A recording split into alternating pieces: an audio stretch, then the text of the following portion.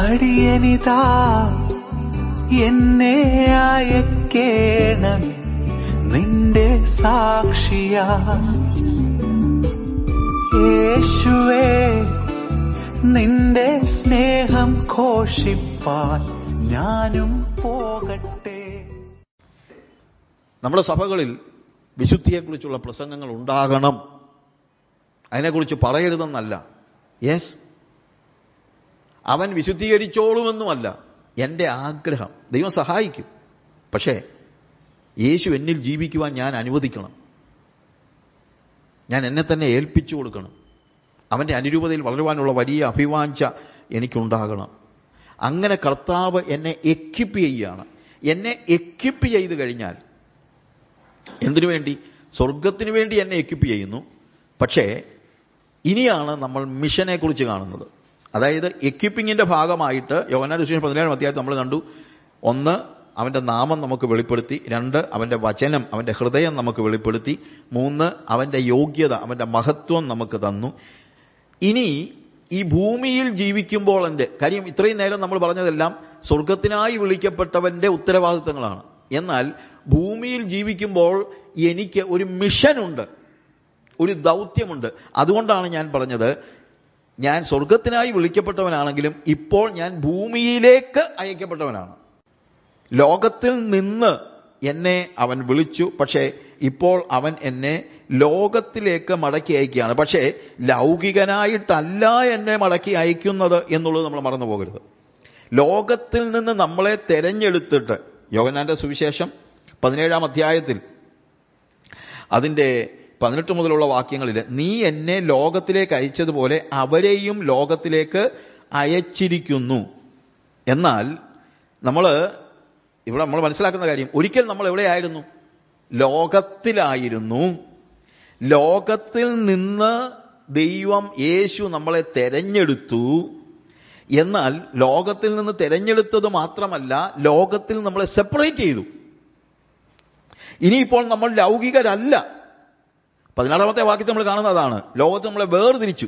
ഞാൻ ലൗകികനല്ലാത്തതുപോലെ അവരും ലൗകികന്മാർ അല്ല. നമ്മൾ ഒരിക്കൽ ലോകത്തിലായിരുന്നു, പക്ഷേ ഇനിയിപ്പോൾ നമ്മൾ ലോകത്തിൽ നിന്ന് കർത്താവ് വേർതിരിച്ചിട്ട് നമ്മളെ സെപ്പറേറ്റ് ചെയ്ത് ലൗകികരല്ലാതാക്കുകയാണ്. ആ ലൗകികതയിൽ നിന്ന് നമ്മളെ വിടുവിച്ചിട്ട് വീണ്ടെടുത്ത് ഇപ്പോൾ സ്വർഗം എന്നിൽ നിറയ്ക്കുകയാണ്. അതാണ് എക്വിപ്പിംഗ് എന്ന് പറഞ്ഞത്. ഞാൻ പറഞ്ഞല്ലോ, അവന്റെ നാമം നമുക്ക് വെളിപ്പെടുത്തി, അവനെ നമ്മൾ അറിഞ്ഞു. നിത്യജീവൻ, നമ്മൾ പിതാവിനെ അറിയുന്നതും പുത്രനെ അറിയുന്നതുമാണ് നിത്യജീവൻ. ഇപ്പോൾ യേശുവുമായിട്ട് എനിക്ക് റിലേഷനുണ്ട്, യേശുവുമായിട്ട് എനിക്ക് സൗഹൃദമുണ്ട്, യേശുവും ദൈവവുമായിട്ടുള്ള കൂട്ടായ്മയിലാണ് ഞാനിപ്പോഴും. അങ്ങനെ ദൈവ കൂട്ടായ്മയിൽ ജീവിക്കുമ്പോൾ ഇപ്പോൾ എന്നിൽ നിറയുന്നത് ലോകമല്ല, എന്നിൽ നിറയുന്നത് സ്വർഗമാണ്. അങ്ങനെ സ്വർഗീയത എന്നിൽ നിറച്ച് എന്നെ, ലൗകികനായിരുന്ന എന്നെ ഇപ്പോൾ ഈ ലോകത്തിൽ തന്നെ ദൈവം, യേശു സ്വർഗീയനാക്കുകയാണ്. അതിനാണ് യേശു ഭൂമിയിലേക്ക് വന്നത്. സ്വർഗീയനായിരുന്ന യേശു ഭൂമിയിലേക്ക് വന്നത് ലൗകികനായ എന്നെ സ്വർഗീയനാക്കി സ്വർഗത്തിലോട്ട് കൊണ്ടുപോകാനാണ്. എന്നെ സ്വർഗത്തിലോട്ട് ഡയറക്റ്റ് കൊണ്ടുപോകാൻ പറ്റത്തില്ല വെറുതെ. അതിനാദ്യം എന്നെ എന്ത് ചെയ്യണം? സ്വർഗത്തിന് എന്നെ പ്രാപ്തനാക്കണം. ആ സ്വർഗീയത എന്നിൽ നിറയ്ക്കണം. എന്നാലേ എന്നെ സ്വർഗത്തിലേക്ക് കൊണ്ടുപോകാൻ പറ്റുള്ളൂ. എന്നാൽ സ്വർഗീയരാക്കി തീർത്ത ശേഷം ഒറ്റ ദിവസം തന്നെ അവൻ നമ്മളെ അങ്ങ് സ്വർഗത്തിലോട്ട് കൊണ്ടുപോകുമല്ല. ഇവിടെ പറയാണ്, ഇവിടെ നമ്മളെന്താ, നീ എന്നെ ലോകത്തിലേക്ക് അയച്ചതുപോലെ ഞാൻ അവരെയും ലോകത്തിലേക്ക് അയച്ചിരിക്കുന്നു. എന്തിനാ ലോകത്തിലേക്ക് അയച്ചത്? അതായത് ഈ ലോകത്തിൽ നമുക്കറിയാം, വളരെ കഷ്ടപ്പെട്ട നമ്മളിവിടെ ലൗകികരായ നമ്മൾ ലോകത്തെ ഉപേക്ഷിച്ച് സ്വർഗീയതയൊക്കെ നിറച്ചതൊക്കെ എന്ത് കഷ്ടപ്പെട്ടിട്ടാ. പിന്നെ നമ്മൾ എന്തിനാണ് ഈ ലോകത്തിലേക്ക് അയക്കുന്നത്? ലോകത്തിലേക്ക് അയക്കുന്നത് എന്തിനാണെന്നറിയാമോ? 17-ാമത്തെ 20-ാം വാക്യത്തിൽ നമ്മൾ കാണുന്നത്, ഇവർക്ക് വേണ്ടിയല്ല, ഇവരുടെ വചനത്താൽ എന്നിൽ വിശ്വസിപ്പാനിരിക്കുന്നവർക്ക് വേണ്ടി കൂടെ ഞാൻ അപേക്ഷിക്കുന്നു. എന്ന് വെച്ച് കഴിഞ്ഞാൽ ഇവരുടെ വചനത്താൽ ചിലരെന്ത് ചെയ്യണം? വിശ്വസിക്കണം. അപ്പൊ എന്തിനാണ് ലോകത്തിൽ നിന്ന് എന്നെ വീണ്ടെടുത്തിട്ട് സ്വർഗീയത എന്നിൽ നിറച്ചിട്ട് പിന്നെയും ലോകത്തിലേക്ക് അയക്കുന്നതെന്ന് ചോദിച്ചാൽ അതിന്റെ പ്ലെയിൻ ആയിട്ടുള്ള ഉത്തരം, ഈ ലൗകികരെ സ്വർഗീയരാക്കാനാണ്. അതാണ് ഭൂമിയിലെ എൻ്റെ ദൗത്യം. ഇവരുടെ വചനത്താൽ വിശ്വസിക്കുക. അപ്പം വചനമുണ്ട്. അത് നമ്മൾ എവിടുന്ന് കിട്ടിയതാ നമുക്ക് വചനം? കർത്താവ് നമുക്ക് വചനം തന്നു, കർത്താവിന്റെ നാമം വെളിപ്പെടുത്തി, അവന്റെ വചനം തന്നു, അവന്റെ യോഗ്യത തന്നു. ഇതെല്ലാം തന്ന് നമ്മളെ സ്വർഗീയരാക്കിയിട്ട് ഇപ്പോൾ ആ വചനവുമായിട്ടാണ് നമ്മളെ എന്ത് ചെയ്യുന്നത്? ലോകത്തിലേക്ക് അയക്കുന്നത്. യേശു ഭൂമിയിൽ ജീവിച്ചപ്പോൾ പിതാവിന്റെ വചനം അവൻ നമുക്ക് തന്നു. നമ്മൾ ലോകത്തിൽ ജീവിക്കുമ്പോൾ യേശുവിന്റെ വചനം ലോകത്തിന് കൊടുക്കണം. അതാണ് നമ്മുടെ ഉത്തരവാദിത്വം. We are sent to the world with a mission. ഒരു ദൗത്യ നിർവഹണത്തിന് വേണ്ടിയാണ് നമ്മളെ ദൈവം ഭൂമിയിലേക്ക് അയക്കുന്നത്. വെറുതെ അയച്ചതല്ല, വെറുതെ ദൈവം ഈ ഭൂമിയിൽ നമ്മളെ ആക്കിയിരിക്കുന്നതുമല്ല. നമുക്കൊരു ദൗത്യമുണ്ട്. ഞാൻ ചിലപ്പം ആളുകളോട് പറയാറുണ്ട്, നമുക്ക് ഏറ്റവും പറ്റിയ സ്ഥലമെന്ന് പറയുന്നത് എന്താണെങ്കിലും ലോകമല്ല. നമുക്ക് ഏറ്റവും പറ്റിയ സ്ഥലം എവിടെയാ? സ്വർഗമാണ്. എന്നാൽ പിന്നെ ഈ പറഞ്ഞതുപോലെ നമ്മളെ ദൈവത്തിന് രക്ഷിക്കപ്പെട്ട അന്ന് തന്നെ വല്ല കാറും വല്ല വിളിച്ച് അങ്ങ് പോയായിരുന്നെങ്കിൽ നമുക്ക് എന്ത് ചെയ്യായിരുന്നു? നേരെ അങ്ങ് സ്വർഗത്തിൽ പോകാമായിരുന്നല്ലോ. പക്ഷേ അങ്ങനൊന്നും ഇല്ല. പിന്നെയും കർത്താവ് എന്ത് ചെയ്യുക? പിന്നെയും ഈ ലോകത്തിലേക്ക് തന്നെ അയച്ചിരിക്കുക. ഈ ലോകത്തിലേക്ക് ഒന്നും അല്ലെങ്കിലും നമ്മൾ ഒരുമാതിരിയൊക്കെ ഒന്ന് ശരിയായി കഴിഞ്ഞപ്പോഴെങ്കിലും ഒന്ന് കൊണ്ടുപോയായിരുന്നെങ്കിൽ പിന്നെയും വേണ്ടുകയില്ലായിരുന്നു. പിന്നെയും ഈ ലോകത്തിലേക്ക് അയച്ചിരിക്കുക. ഈ ലോകമാണെങ്കിൽ നമുക്ക് യോഗ്യവുമല്ല. ഇപ്പൊ നമ്മൾ എം.എച്ച്. സാറിന്റെ പാട്ട് പാടിയത് അത് തന്നെയാണ്. ലോകമേതും യോഗ്യമല്ല. നോക്ക്, ഈ യോഗ്യമല്ലാത്ത ലോകത്തിലേക്ക് നമ്മളെ അയച്ചത് വെറുതെ അയച്ചതല്ല. നീ കുറച്ചാളൊന്ന് കഷ്ടപ്പെട്ടിട്ടൊക്കെ ഇങ്ങനെ വന്നാൽ മതി എന്നുള്ളതൊന്നും അല്ല. ദൈവം അങ്ങനെ നമ്മളെ കഷ്ടപ്പെടുത്താനൊന്നും ആഗ്രഹിക്കുന്നില്ല. പക്ഷെ നമ്മളെ പറഞ്ഞു വിട്ടതിന് ഒരു ദൗത്യമുണ്ട്. എന്താണ്? നമ്മൾ ലൗകികരായിരുന്നല്ലോ. ഒരിക്കൽ ലൗകികരായിരുന്ന നമ്മളെ ദൈവം തെരഞ്ഞെടുത്ത് നമ്മിൽ ലൗകികരായിരുന്ന നമ്മളെ ലോകത്തിൽ നിന്ന് സെപ്പറേറ്റ് ചെയ്തു. നമ്മളെ ലൗകികരല്ലാതാക്കി. എന്നിട്ട് നമ്മിൽ സ്വർഗീയത നിറച്ചു. ആ പ്രോസസ്സ് മനസ്സിലാക്കണം. ലൗകികരായ നമ്മളെ ലോകത്തിൽ നിന്ന് തെരഞ്ഞെടുത്ത് ലോകത്തിൽ നിന്ന് വേർപെടുത്തി ലൗകികരല്ലാതാക്കി. എന്നിട്ട് അവന്റെ നാമത്താലും അവന്റെ വചനത്താലും അവന്റെ യോഗ്യതയാലും അവൻ നമ്മളെ സ്വർഗീയരാക്കി. കഴിഞ്ഞാൽ അന്നങ്ങ് സ്വർഗത്തിൽ കൊണ്ടുപോയാൽ കുഴപ്പമൊന്നുമില്ല. പക്ഷേ നമ്മളെ വീണ്ടും ഭൂമിയിലേക്ക് അയച്ചിരിക്കുക. എന്തിനാണെന്നറിയാമോ? ഇതേപോലെ നമ്മളെപ്പോലെ തന്നെ ലൗകികരായി ഇവിടെ ജീവിക്കുന്ന ശതകോടി ജനങ്ങൾ, ആ ജനങ്ങളെ ദൈവത്തിന് വേണം. എന്നെ മാത്രം പോലെ ദൈവത്തിന്. എല്ലാവരും ദൈവ സൃഷ്ടിയാ, അവരെയൊക്കെ ദൈവത്തിന് വേണം. പക്ഷേ എന്നെ ദൈവത്തിന് വേണ്ടിയിരുന്നപ്പോൾ എന്നെ നേരിട്ടങ്ങ് പിടിച്ചോണ്ട് പോവല്ലായിരുന്നല്ലോ. എന്ത് ചെയ്തു? എന്നെ തെരഞ്ഞെടുത്തു, എന്നെ ലോകത്തിൽ നിന്ന് വേർപെടുത്തി, എന്നെ ലൗകികനല്ലാതാക്കി, സ്വർഗീയത നിറച്ചു. ഇനി ഇവരെ കൊണ്ടുപോകണമെങ്കിൽ ഇതേ പ്രോസസ്സേ ഉള്ളൂ, വേറെ പ്രോസസ്സൊന്നുമില്ല. എന്ത്? അവരെ ലോകത്തിൽ നിന്ന് തെരഞ്ഞെടുത്ത് ലോകക്കാരനല്ലാതാക്കി ലൗകികതയിൽ നിന്ന് അവരെ വിടുവിച്ച് സെപ്പറേറ്റ് ചെയ്ത് സ്വർഗീയത നിറയ്ക്കണം.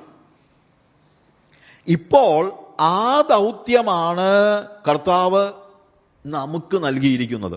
അതുകൊണ്ടാണ് അവിടെ പറഞ്ഞിരിക്കുന്നത്, യോഹന്നാന്റെ സുവിശേഷം 17-ാം അധ്യായത്തിന്റെ 18-ാം വാക്യത്തിൽ, നീ എന്നെ ലോകത്തിലേക്ക് അയച്ചതുപോലെ ഞാൻ അവരെയും ലോകത്തിലേക്ക് അയച്ചിരിക്കുന്നു. എന്ന് വെച്ചാൽ അതിന്റെ അർത്ഥം എന്നാ?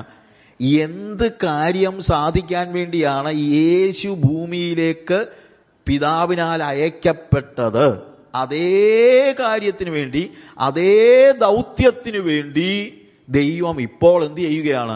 നമ്മളെ ഈ ലോകത്തിലേക്ക് അയക്കുകയാണ്. അപ്പൊ എനിക്കൊരു ദൗത്യമുണ്ട്. എന്താണ് ആ മിഷൻ? ആ മിഷൻ ശരിക്കും പറഞ്ഞു കഴിഞ്ഞാൽ ദൈവത്തിന്റെ മിഷനാ.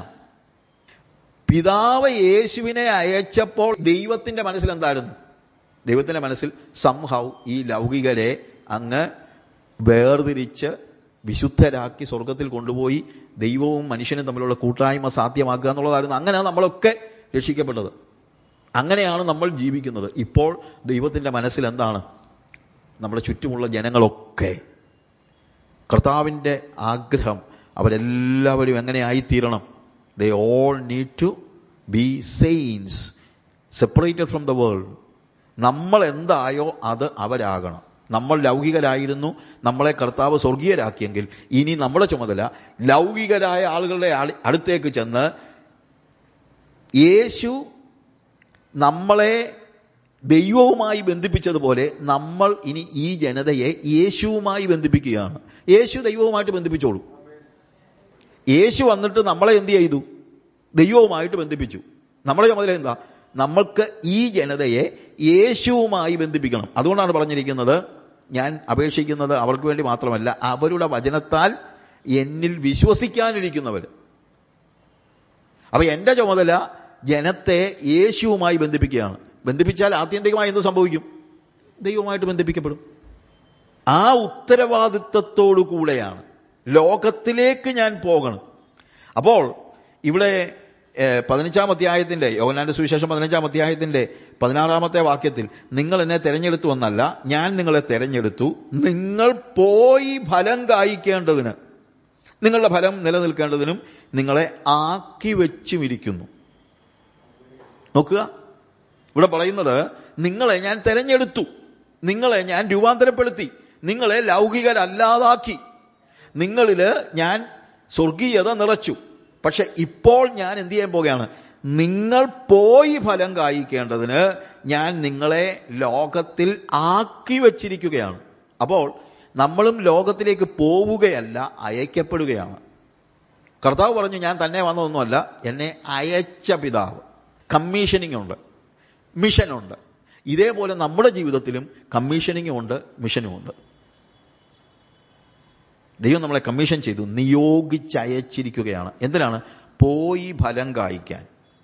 15-ാം അധ്യായത്തിന്റെ 1-ാം വാക്യം മുതൽ നമ്മൾ വായിച്ചപ്പോൾ നിന്ന് ഫലം കായ്ക്കുന്ന കാര്യത്തെക്കുറിച്ച് അവിടെ കാണുന്നുണ്ട്. മുന്തിരിവള്ളിയും കൊമ്പും തമ്മിലുള്ള ബന്ധത്തെക്കുറിച്ചൊക്കെ പറഞ്ഞ് നിന്ന് ഫലം കായ്ക്കുക, അതിനാണ് വസിക്കുക എന്ന് പറയുന്നത്.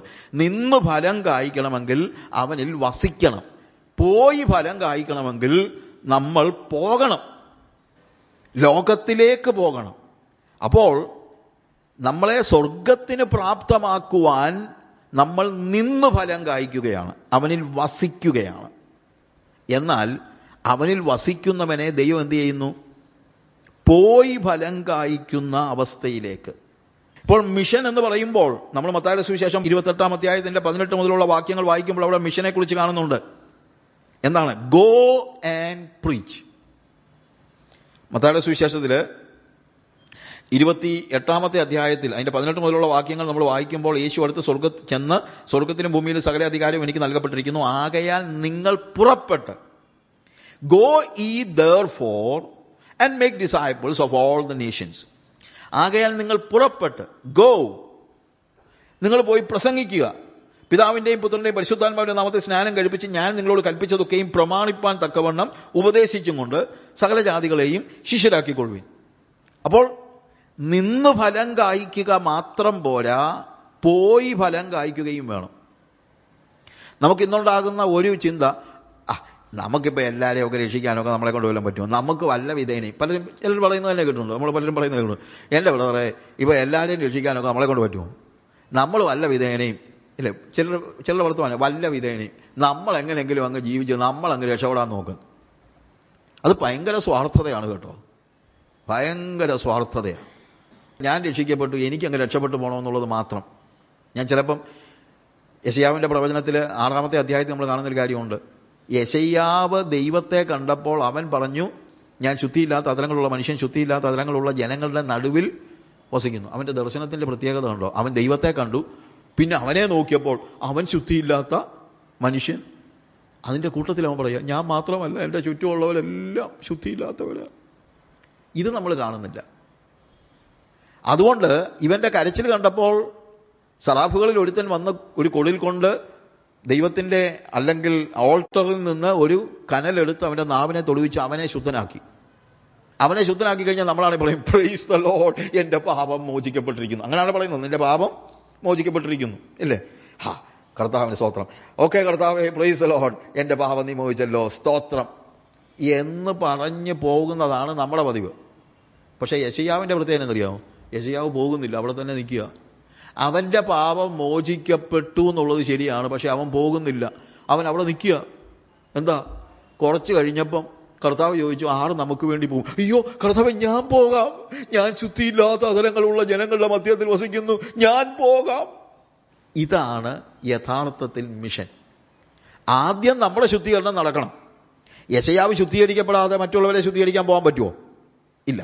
എന്നതുപോലെ നമ്മുടെ ശുദ്ധീകരണം ആവശ്യമാണ്. നമുക്ക് വല്ല വിധേനെ സ്വർഗത്തിൽ പോകണം, ഇതൊക്കെ ശരിയാണ്. പക്ഷേ എനിക്ക് വല്ല വിധേനെ അങ്ങ് സ്വർഗത്തിൽ പോകണം എന്ന് മാത്രം ചിന്തിക്കുന്നത് സ്വാർത്ഥതയാണ്. കാര്യം നമ്മുടെ ചുറ്റും അനേക ജനങ്ങൾ, പാപത്തിൽ ജീവിക്കുന്നവര്, ശുദ്ധിയില്ലാത്ത അതലങ്ങളുള്ള, ശുദ്ധിയില്ലാത്ത കണ്ണുകളുള്ള, ശുദ്ധിയില്ലാത്ത കാലുകളുള്ള, ശുദ്ധിയില്ലാത്ത കൈകളുള്ള ഒരു വലിയ ജനതയുടെ മധ്യത്തിലാണ് നമ്മൾ താമസിക്കുന്നത്. അതുകൊണ്ട് നമ്മുടെ ചുമതല എന്താണ്? സംഭവ കർത്താവ് എന്നെ അയക്കണമേ, ഞാൻ പോകാം. കർത്താവ് പറയുന്നു, go and preach the gospel. പുറത്തോട്ട് പോകണം. കൊറോണ ആണോ മറ്റേതാണോ മറിച്ചാണെന്നൊന്നും അല്ല വിഷയം. പുറത്തോട്ട് പോകണമെന്ന് പറയുമ്പോഴത്തേക്ക് എന്താണ്? If you know A Sinner, go and preach. ഒരാൾ മതി, വലിയ ആൾക്കൂട്ടം വേണമെന്നൊന്നും നിർബന്ധമില്ല. Go and preach, share the gospel with people. ജനങ്ങളോട് സുവിശേഷം അറിയിക്കുക. കർത്താവ് പറഞ്ഞു ഗോ ആൻഡ് പ്രീച്ച് എന്ന്. നമ്മൾ പറയുന്നത് എന്താണെന്നറിയാം? Come and be blessed. നമ്മൾ പറയുന്നത് വരിക, അനുഗ്രഹം പ്രാപിക്കുക. കർത്താവ് പറഞ്ഞു പോവുക, അനുഗ്രഹിക്കുക. പോയി അനുഗ്രഹിക്കണം, പോയി ഫലം കായ്ക്കണം, പോയി കൊണ്ടുവരണം. വരിക എന്ന് പറയുന്നതിനകത്ത് ഞാൻ കുറ്റമൊന്നും പറയുന്നില്ല. പക്ഷെ വേറെ കാര്യമുണ്ട്, എങ്ങനെ അവർ വരുന്നത്? അത് നമ്മൾ എന്ത് ചെയ്യണം? പോയി കൊണ്ടുവരണം. നിങ്ങൾ പോയി ഫലം കായ്ക്കേണ്ടതിന്, ദാറ്റ് ഈസ് മിഷൻ. അപ്പോൾ കർത്താവ് നമ്മളെ സ്വർഗത്തിനായി വിളിച്ചവരാണ്. എന്നാൽ അതേപോലെ തന്നെ നമ്മൾ മനസ്സിലാക്കണം, നമ്മൾ ലോകത്തിലേക്ക് അയക്കപ്പെട്ടവരാണ് എന്നുള്ളത് നമ്മൾ മറന്നു പോകരുത്. അടിയനിതാ എന്നെ അയക്കേണമേ, നിന്റെ സാക്ഷിയാ. യേശുവേ, നിന്റെ സ്നേഹം ഘോഷിപ്പാൻ ഞാനും പോകട്ടെ. എന്നെ കാണുമ്പോൾ ലോകം നിന്നെ കാണട്ടെ. എന്നെ കേൾക്കുമ്പോൾ ലോകം നിന്നെ കേൾക്കട്ടെ. മറ്റൊന്നും ഞാൻ ആഗ്രഹിക്കില്ല, മറ്റൊന്നിലും കണ്ണു പതിയില്ല.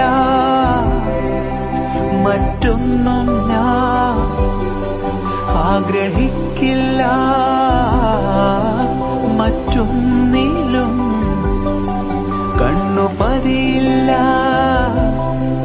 യേശുവേ,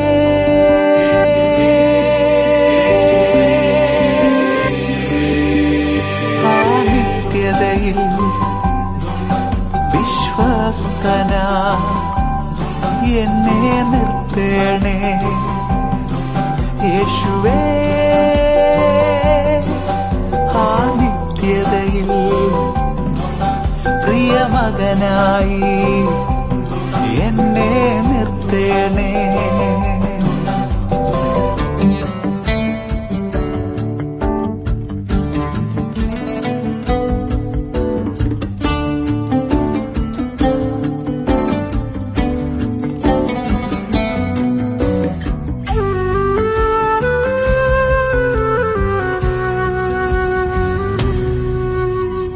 എന്നെ തന്നെ ഞാൻ സമർപ്പിക്കുന്നു. ഇനി ഞാനല്ല, എല്ലാം യേശു അത്രേ. എന്നെ തന്നെ ഞാൻ തകർക്കുന്നിതാ. ഇനി ഞാനില്ല, എല്ലാം യേശു അത്രേ. ഒരു ഗോതമ്പിന്റെ മണി പോലെ ഞാൻ മണ്ണിൽ വീഴട്ടെ. 100 മേനി ഫലമായി നാഥൻ മാറിൽ ചേരട്ടെ. മറ്റൊന്നും ഞാൻ ആഗ്രഹിക്കില്ല, മറ്റൊന്നിലും കണ്ണു പതിയില്ല. മറ്റൊന്നും ഞാൻ ആഗ്രഹിക്കില്ല മറ്റൊന്നിലും കണ്ണു പതിയെ